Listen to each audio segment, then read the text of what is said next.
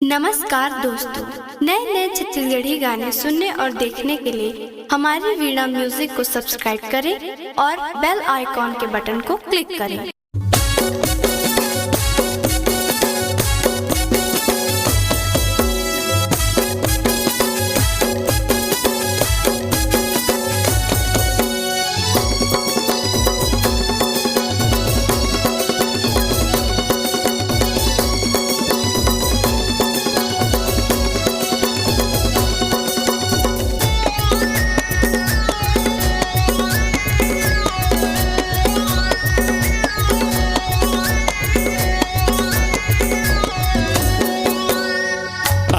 दाई आबे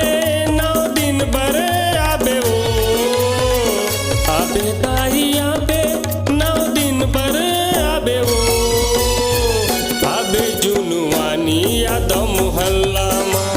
ए मोर दाई आबे जुनवानी याद मोहल्ला मा आबे दाई आबे 9 दिन बर आबे वो आबे दाई आबे जुनवानी याद मोहल्ला मा ए मोर दाई आबे जुनवानी याद मोहल्ला मा।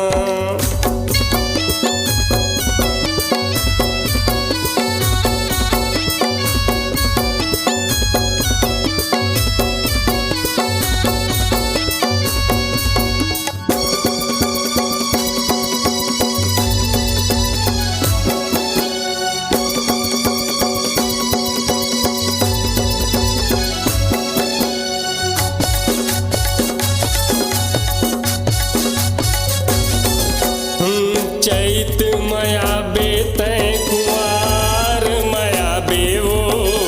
आबे दाई आबे नवरात मया बेवो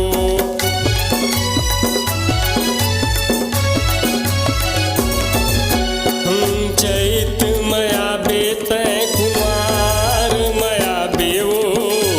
आबे दाई आबे नवरात मया बेवो आबे दाई आबे नवरात मया बेवो आबे दाई आबे 9 दिन बर आबे वो आबे दाई आबे 9 दिन बर आबे वो आबे जुनवानी याद मोहल्ला मा ए मोर दाई आबे जुनवानी याद मोहल्ला मा।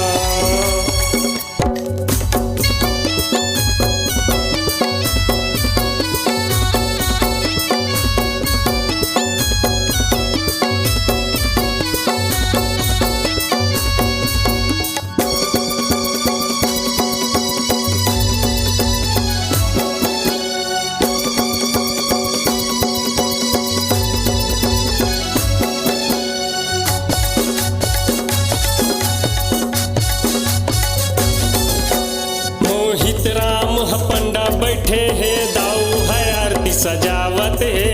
नारद भारत झूमर के दाई तोर शरण मयावत है।